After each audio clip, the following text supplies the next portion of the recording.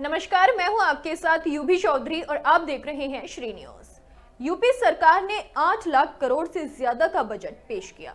Budget में उज्ज्वला योजना में 2 मुफ्त सिलेंडर, मेधावी छात्राओं को स्कूटी, छात्र छात्राओं को मोबाइल, लैपटॉप देने सहित शिक्षा, रोजगार, स्वास्थ्य के अलावा इंफ्रास्ट्रक्चर पर सरकार ने खासा जोर दिया है।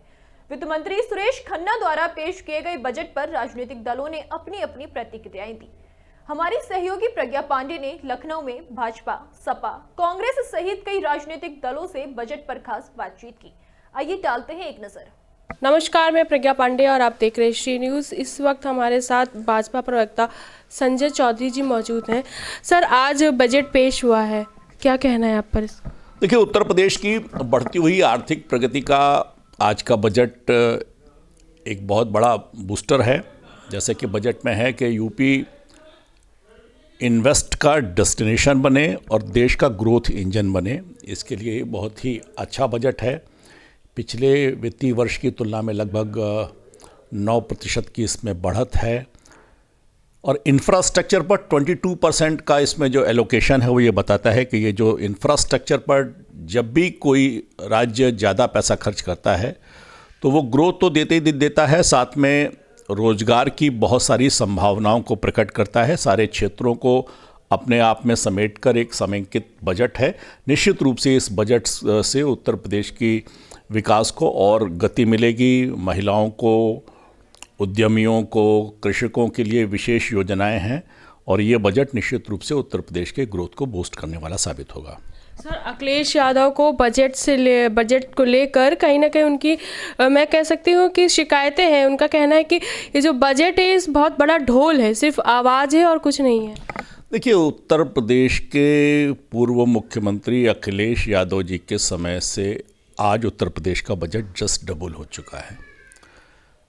तो ये बताने के लिए पर्याप्त है कि उत्तर प्रदेश ग्रोथ की रफ्तार पकड़ चुका है और अखिलेश जी चूँकि अपनी सरकार के समय में असफल सिद्ध हुए थे, आज उत्तर प्रदेश अपनी सफलता की नई ऊंचाइयों पर जा रहा है। मुझको लगता है कि अखिलेश यादव जी को उत्तर प्रदेश के विकास से जलन होती है, बढ़ते हुए उत्तर प्रदेश से कुंठा होती है। इसीलिए जब जहाँ जो भी उत्तर प्रदेश के विकास की बात आती है, अखिलेश जी उसमें नकारात्मक बयान जारी करते हैं। सर, शिवपाल यादव भी कह रहे हैं कि जो बजट है बहुत बड़ा घोटाले वाला बजट है। देखिए, जो लोग घोटाले करते रहे हैं, घोटालेबाज रहे हैं, शिवपाल जी वही हैं जिनका वोट घोटाला सबको पता है। अखिलेश जी वही हैं जिन पर उनके परिवार पर आय से अधिक संपत्ति का मामला उनके साथी दलों ने ही किया था। तो ये वैसे ही लोग हैं। लेकिन उत्तर प्रदेश का बजट निश्चित रूप से बढ़ते हुए उत्तर प्रदेश आज देश का दूसरा राज्य है जो अर्थव्यवस्था में सबसे ज़्यादा योगदान कर रहा है। मुझे लगता है कि जो इन मूलभूत चीज़ों को नहीं समझ पाते वही इस प्रकार का बयान देकर अपना मंतव्य प्रकट करते हैं। मुझे लगता है कि वो उत्तर प्रदेश के बजट को अगर समझ पाते तो बेहतर तरीके से रिएक्ट करते हैं। सर, वहीं अगर मैं बात करूं महाकुंभ के पानी को लेकर, अखिलेश यादव का कहना है कि अगर महाकुंभ का पानी साफ है तो भाजपा वाले पी कर दिखाएं। देखिए, अगर अखिलेश यादव जी को लगता है कि महाकुंभ का पानी खराब है तो मुझे लगता है कि उनको अपने पिता की वहाँ पर लगी हुई मूर्ति को हटा लेना चाहिए। खराब पानी के बगल में अपनी मूर्ति को स्थापित क्यों किए हुए हैं? क्यों वो अपने पिता का मृत्यु के बाद भी अपमान कर रहे हैं? क्यों वो खुद जाकर उसमें नहाते हैं, उनके भाई जाकर उसमें नहाते हैं? तो मुझे लगता है कि ये लोग, देखिए, लोकतंत्र में जनता सबसे ज़्यादा महत्वपूर्ण है और वही निर्णय देती है।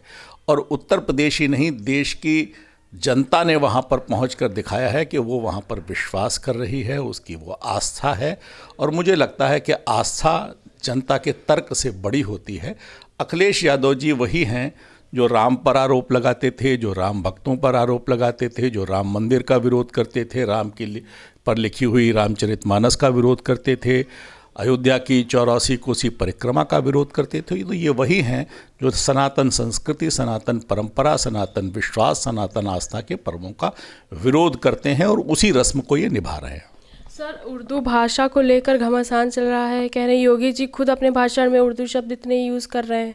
देखिए, अखिलेश यादव जी को आपको याद होगा, पिता को उर्दू में कहते हैं अब्बा, और एक बार योगी जी ने अब्बा कह दिया था तो अखिलेश जी नाराज़ हो गए थे।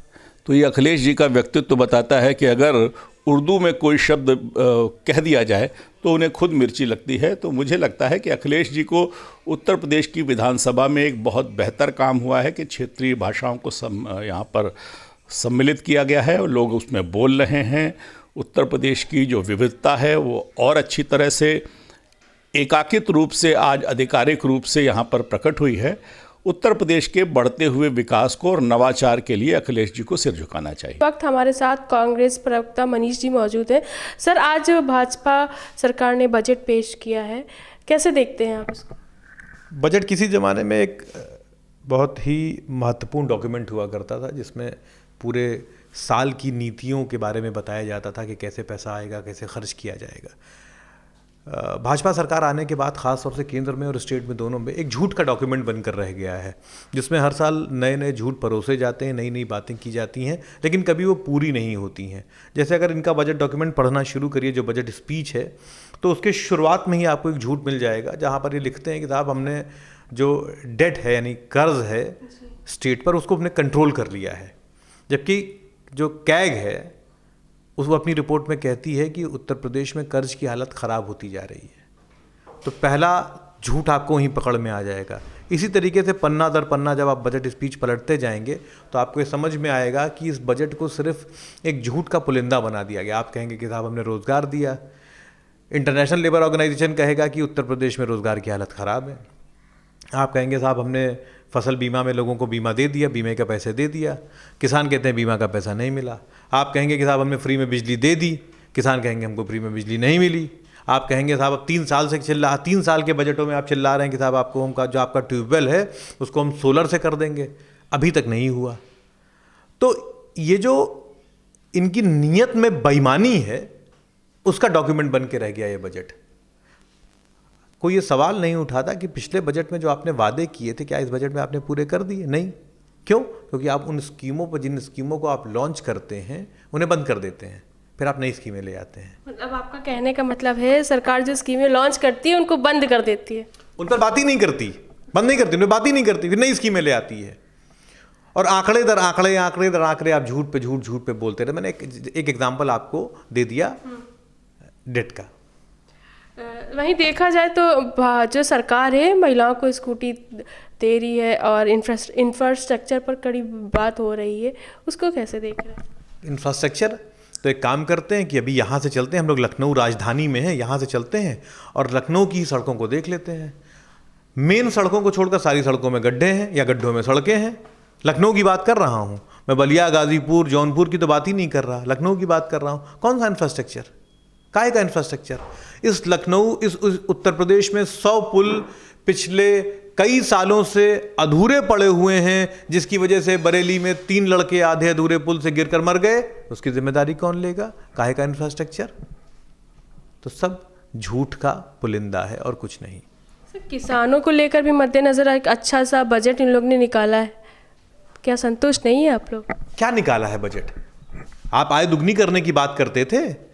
आप ही के यहाँ की स्टडी है कि एवरेज जो किसान की इनकम है वो 6500 रुपये के आसपास है। इस महंगाई में 6500 रुपये के आसपास है। मैक्सिमम किसान कर्जे में डूबे हुए हैं। तो क्या किया किसानों के लिए आपने? आप ठीक से एमएसपी तक तो बढ़ा नहीं पाए। गन्ने की एमएसपी आपने 5 साल में 25 रुपये बढ़ाई, इन्फ्लेशन कहाँ गया है? उससे ज़्यादा तो कॉस्ट बढ़ गई।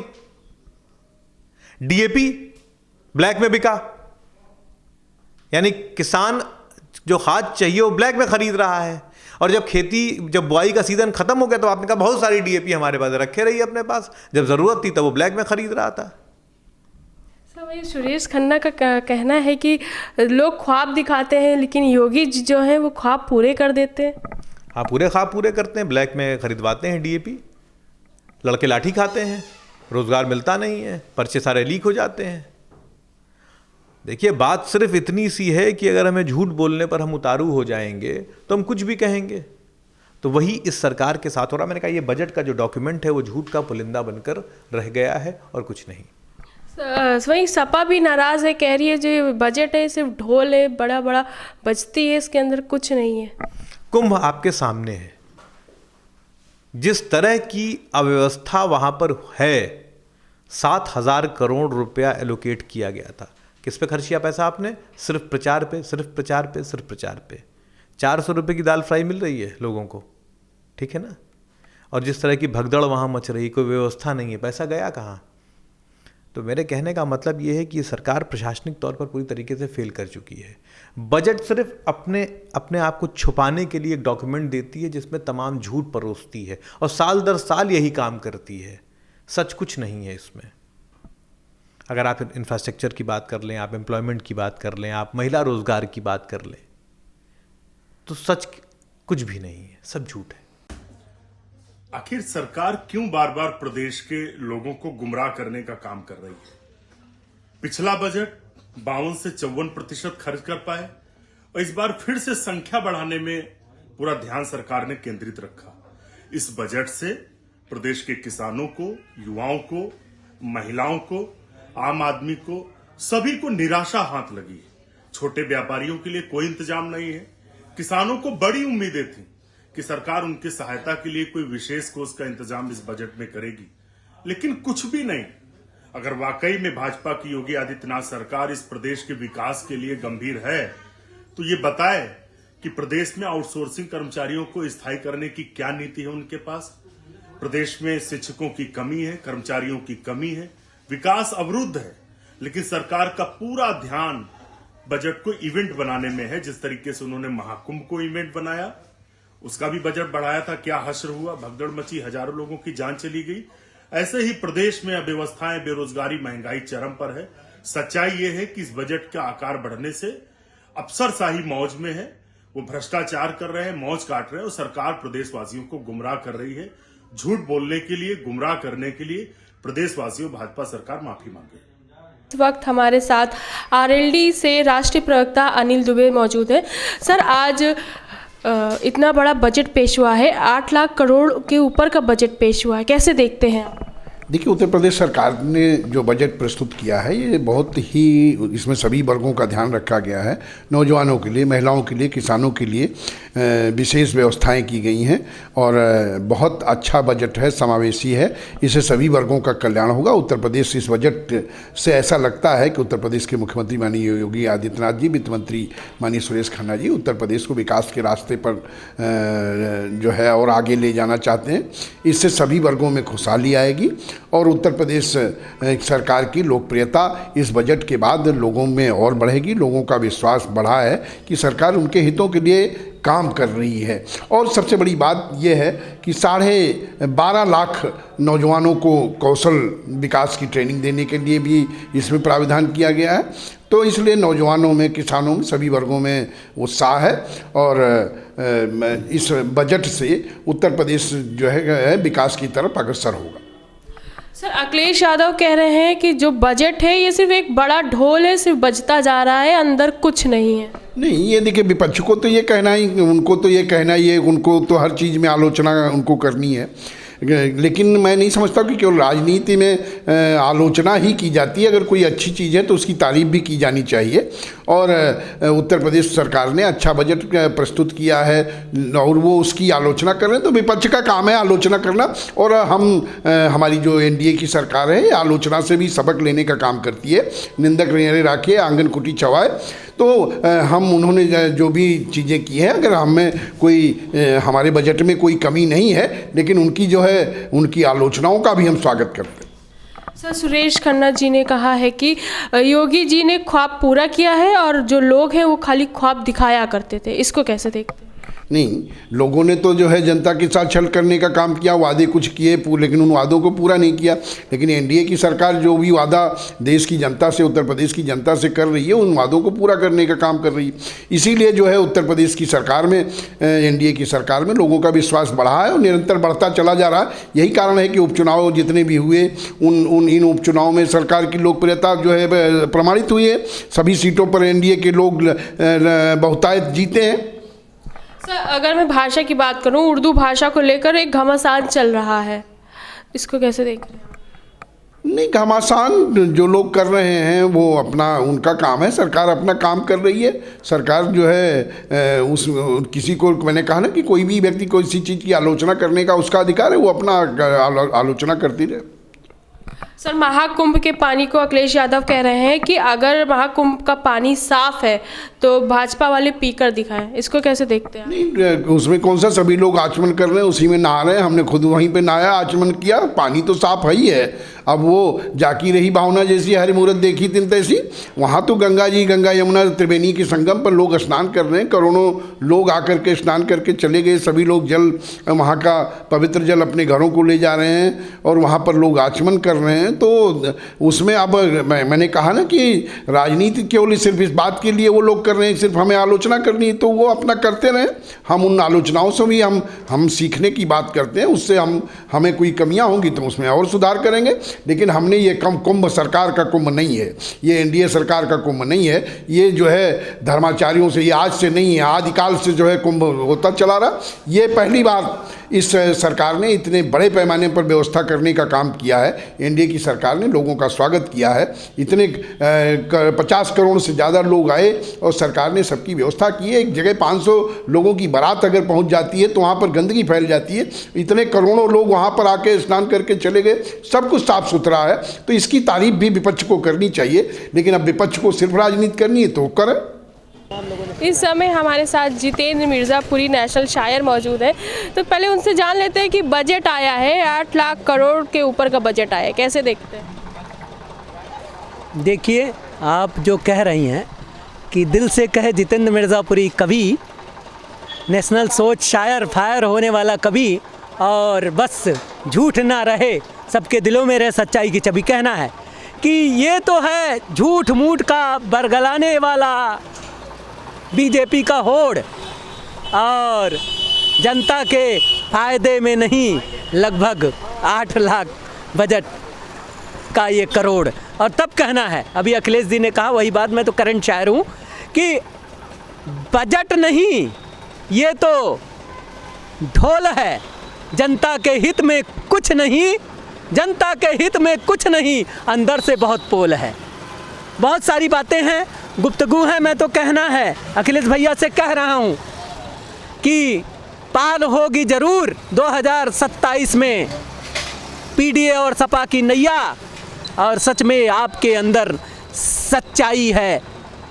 बिल्कुल जनता के लिए आप तो ऐसे लगते हो जैसे किशन कन्हैया। और इनके लाल टोपी के लिए आवाज़ उठी थी, तब कहना है कि शर्म नहीं आती बोलते हो शर्मनाक बोलियां, शर्म नहीं आती बोलते हो शर्मनाक बोलियां, शांति का प्रतीक हैं और आज़ादी की पहचान है लाल टोपियां। कि तय हो जाएगा 2027 का सत्ताधीश। जितेंद्र मिर्ज़ापुरी को 3 विचारधारा से मौका दीजिए, झुका के रख दूंगा नकली हिंदुत्व का शीश।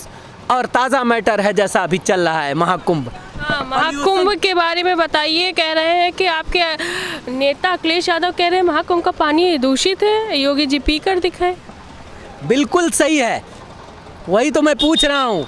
ये धर्म कर्म को शायरी के माध्यम से सुनिए कि ये धर्म कर्म को बीजेपी वाले और योगी जी बना दिए हैं इवेंट, और महाकुंभ से भी श्रद्धा गायब है।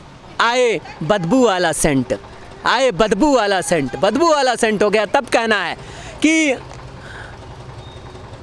55 करोड़ लोगों का कहाँ गया, दिखाइए मुख्यमंत्री जी, दिखाइए मुख्यमंत्री जी सच्चाई का सूत्र। और 55 करोड़ लोगों का कहाँ गया मलमूत्र, 55 करोड़ लोगों का कहाँ गया मलमूत्र। और तब कहना है कि धर्म कर्म की आड़ में ये वोट का फ़ायदा लेना चाहते हैं, धर्म कर्म की आड़ में ये कमल के कीचड़ से वोट का फ़ायदा लेना चाहते हैं। और जनता मरे या जिए, महाकुंभ में मरे या जिए, कितने लोगों की जाने गई, बरगलाने का स्वभाव देना चाहते हैं। मैं तो बातों बातों में शायरी में कहता हूँ। तब कहना है, एक आखिरी पंक्ति सुन लीजिए कि झूठी बुराई को सच्चाई से दबोच, बदलेंगे हम जब बदलेगी हमारी सोच। ममता बनर्जी ने जिस तरह से कहा मृत्यु कुंभ है, तब कहना है कि झूठी बुराई को सच्चाई से दबोच, बदलेंगे हम जब बदलेगी हमारी सोच। और यूं लगे जब नीयत नहीं सही है तो वहाँ प्रयागराज में आ गए हैं, स्वयं जान ले रहे हैं शुंभ निशुंभ।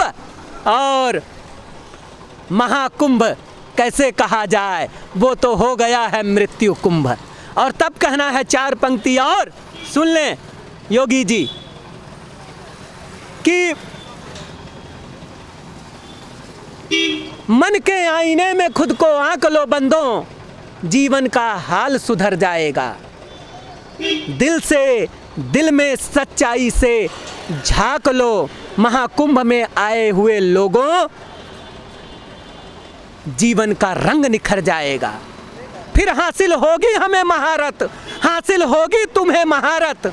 स्वच्छ रहेगा प्यारा भारत, स्वच्छ रहेगा हमारा भारत। और मन को बीजेपी ने तो बना दिया है बरगलाने का कायदा, बीजेपी ने तो बना दिया है धर्म कर्म के आड़ में ओट लेना चाहते हैं बरगलाने का हर फितरती कायदा। अरे मन को धोए ना, महाकुंभ में नहाने से क्या फ़ायदा। तो जैसा कि आपने देखा कि इन्होंने अपनी शायरी के ज़रिए जो सरकार पर निशाना साधा है, उनकी कमी और उनके तर्कों को बताया। इस वक्त हमारे साथ सपा प्रवक्ता मनोज यादव जी मौजूद हैं। सर, आज बजट पेश हुआ है, 8 लाख करोड़ का बजट पेश हुआ है, किस तरह से देख रहे हैं? वैसे मैं दिल की आत्मा से कहूँगा, मैं इस बजट पे कुछ बोलना नहीं चाह रहा, और इसलिए नहीं बोलना चाह रहा, पिछली बार का बजट 7 लाख करोड़ से ऊपर का था, खर्च हुआ 53%। तो इतना बड़ा बजट बनाने की क्या ज़रूरत? यानी कि जो हमारी सरकार में लगभग 3.5 लाख करोड़ का बजट था 2017 तक, तो 3.5 लाख करोड़ जो पैसा था वो खर्च होता था पूरी बजट का। अब 7 लाख करोड़ के ऊपर का था लास्ट ईयर, खर्च कितना हुआ? 3.5 लाख करोड़ से अंदर। तो क्या इस बजट पे हम बोलें, क्या बोलें? 8 साल बीत गए, बजट वहीं पे नाच रहा है। बताने को पन्नों में इतना, अबकिल तो 8 लाख करोड़ के ऊपर कर दिया। योगी आदित्यनाथ उत्तर प्रदेश की जनता को ठग रहे हैं। और मैं as a politician, as a विपक्ष, इस बात को बेहतरी से महसूस करता हूं कि अपनी उत्तर प्रदेश की महान जनता को ठगता हुआ ना महसूस कराऊं और ये जगाऊं। मैं बजट पर इसीलिए कुछ नहीं बोलूँगा, वो झूठ का पुलिंदा, वो झूठ की बातें योगी आदित्यनाथ को मुबारक हो। हिंदू युवा सम्राट भगवाधारी योगी आदित्यनाथ जी को मुबारक हो, और ईश्वर उनके साथ इंसाफ करे, उनके हिस्से में पाप ना आए। क्योंकि जो योगी नेताओं को तो ये ठेका होता है ना कि वो झूठ बोल सकते हैं, लेकिन योगी को ठेका नहीं है कि वो झूठ बोलें। समाजवादी पार्टी तो बड़ी ईमानदारी से राजनीति करती है। आप पत्रकार की हैसियत से बताइए, समाजवादी पार्टी किस सवाल का जवाब नहीं देती है? जब सत्ता में थी तब, और जब आप विपक्ष में तब। लेकिन योगी आदित्यनाथ के जवाब देंगे। उनसे एक सवाल पूछ लीजिएगा मेरी तरफ से कि 3.5 लाख करोड़ रुपए क्यों नहीं खर्च कर पाया आप? कहाँ बिजी थे आप? क्या कर रहे थे? इसके पीछे क्या कारण है? एक कारण मुझे आता है, आप हमेशा स्टार प्रचारक रहते हैं, पूरे देश में लेके जेट उत्तर प्रदेश का घूमा करते हैं चुनाव प्रचार में, एक कारण ये। दूसरा, आप धार्मिक प्रवृत्ति में विलिप्त रहते हैं पूरी तरीके से, ये कारण मानो। अयोध्या में दिया जलाया करते हैं या कुंभ में स्नान कराया करते हैं, तो ये बजट कहाँ से खर्चा होगा? और मैं उत्तर प्रदेश की जनता से कह देना चाहता हूँ, अगर बजट नहीं खर्च होगा तो कोई भी डेवलपमेंट उत्तर प्रदेश में नहीं होने वाला, क्योंकि इन 3.5 लाख करोड़ में लोगों की तनख्वाहें भी हैं, बहुत सारे अस्पताल के इंफ्रास्ट्रक्चर भी हैं, बहुत सारे आपदा के पैसे हैं, तो डेवलपमेंट कब होगा? इसीलिए उत्तर प्रदेश का डेवलपमेंट रुका है। योगी आदित्यनाथ जी को झूठा 8 लाख करोड़ के ऊपर का बजट मुबारक। सर, इंफ्रास्ट्रक्चर की मैं बात करूँ, इतना बड़ा उसके लिए बजट पास हुआ है, साथ ही साथ एक्सप्रेसवे के लिए बजट पास हुआ है, महिला सुरक्षा को लेकर, और महिलाओं को स्कूटी दी जा रही है, किसान के लिए अभी भी नाराज़गी कुछ। मैंने इसीलिए पहला शब्द कहा, मैं बजट पे नहीं बोलना चाहता। लैपटॉप मिला जी, मिला। योगी आदित्यनाथ कह रहे थे लैपटॉप देंगे, दिए।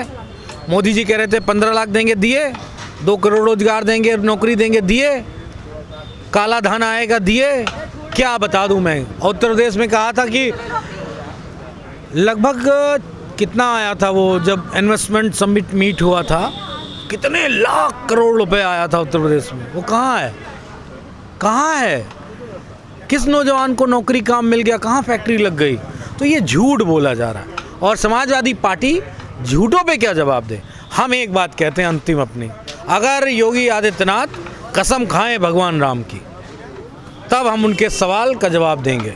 खाएं कसम कि हमने ईमानदारी 7.5 लाख करोड़ का बजट लाए थे, इस मजबूरी में नहीं खर्च कर पाए। और आपको पता है जीएसटी में 2000 करोड़ रुपए का कम पैसा आया है, उसूल नहीं पाई है सरकार। क्यों? क्योंकि दुकानदार अब देने लायक स्थिति में नहीं बचा है कि आप जीएसटी जमा करें। तो जब जीएसटी से ही 2 लाख करोड़ का, माफ़ करिएगा, 2000 करोड़ रुपए कम सरकार उसूल पाई है, तो सरकार खर्च कहाँ से करेगी पैसा? सब गोलमाल है, सब गोलमाल है। मतलब आपके कहने का मतलब सब गोलमाल है। गोलमाल। अरे सुरेश खन्ना तो कह रहे हैं कि लोग ख्वाब दिखाते हैं, योगी जी तो ख्वाब पूरे कर दिए हैं। कौन से? भाजपा के नेताओं के? भाजपा और भाजपा के नेताओं के ख्वाब पूरे हुए हैं, जनता के नहीं। मतलब जनता के ख्वाब नहीं पूरे। आपका कोई ख्वाब पूरा हो गया? बता दो मुझे कि मैंने ये सपना देखा था कि योगी आदित्यनाथ जब से मुख्यमंत्री बने और 8 साल में मेरा सपना पूरा हो गया। आम आदमी की हैसियत से आपने कोई प्लॉट लिया है? आपने कोई मकान बनाया है? आपने कोई नई गाड़ी खरीदी है? आपने एक ईमानदारी से, आपके ऊपर कोई कर्ज नहीं है? कुछ आप बता दो। ये सारी चीज़ें मैं बता रहा हूँ, ना मैं कोई गाड़ी खरीद पाया, ना मैं कोई प्लॉट खरीद पाया, ना मैं कोई मकान बना पाया। कर्ज बहुत ज़्यादा मेरे ऊपर है, तो मैं कैसे मान लूँ कि उत्तर प्रदेश की अर्थव्यवस्था बेहतरीन है? सिर्फ झूठ बोला जा रहा है। ये आम आदमी का दर्द है। आईडी लगा के पूछ लेना किसी भी व्यक्ति से उत्तर प्रदेश के कि आपके ऊपर कर्ज है कि नहीं है, तो बता देगा, हकीकत में बता देगा। हाँ, भाजपाइयों से पूछोगे जो मजबूत नेता हैं, वो कर्ज दे रहे हैं आजकल तमाम लोगों को। उर्दू भाषा को लेकर बहुत बड़ा घमासान चल रहा है, इसको कैसे देखते हैं? मैं ये समझता हूँ कि योगी आदित्यनाथ पढ़े लिखे आदमी हैं। मोदी जी की तरह इनकी जो डिग्री है फर्जी नहीं है। स्मृति ईरानी की तरह इनकी डिग्री फर्जी नहीं है, पढ़ाई की होगी। उर्दू पे क्या सवाल? उर्दू अरब की भाषा नहीं है, उर्दू ईरान इराक की भाषा नहीं है, उर्दू उत्तर प्रदेश की भाषा है, हिंदुस्तान की भाषा है। तो हिंदुस्तान की भाषा पे क्या सवाल? आज उर्दू से तकलीफ है तो कल हो सकता है किसी और धर्म के मानने वाले की भाषा से तकलीफ हो। कल कहें कि नहीं साहब हम तमिल वालों को नहीं पसंद करते हैं, तमिल वाला कहेगा हम हिंदी वालों को नहीं पसंद करते हैं, मराठा कहेगा कि हम हिंदी भाषी को नहीं पसंद करते हैं, गुजराती कहेगा हम मराठी को नहीं पसंद करते हैं। ये हमेशा से लड़ाई चली आई है। गुजराती और मराठी की लड़ाई आज की नहीं, बहुत पुरानी है, जब सौराष्ट्र था और महाराष्ट्र था। मैं तो एक बात कहता हूँ, पूरी दुनिया अंग्रेजी पे चल रही है, तो आप हिंदी को कहाँ तक विस्तारित कर पाए हो, ये बात बता दो।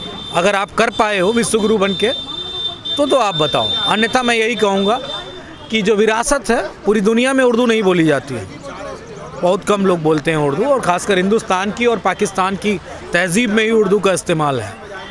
तो उन भाषाओं को, उस भाषा के शब्दों का पहले तो भारतीय संस्कृत से आप हटाइए।